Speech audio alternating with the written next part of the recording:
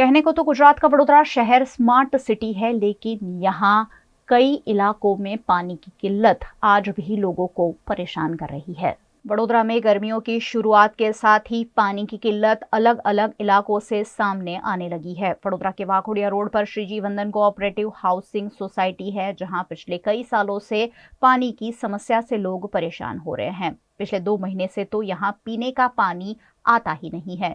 Society के निवासियों को टैंकर मंगवाकर पानी की जरूरतें पूरी करनी पड़ती है। ऐसे में कई सोसाइटी के निवासियों ने वार्ड नंबर 5 के कार्यालय के बाहर एकत्रित होकर नारेबाजी करते हुए चुनाव का बहिष्कार तक किया है। અમે પાણીની સમસ્યાથી આવ્યા છે। અમે વૈકુંઠ 4 રસ્તા પાસે શ્રીજી વંદન ફ્લેટમાંથી ત્યાં રહીએ છીએ અને ત્યાંથી પાણીની સમસ્યા માટે આવ્યા છે અને 1 મહિનાથી વધારે પડતા તકલીફની લીધે અમારે અહીંયા આવવું પડ્યું છે।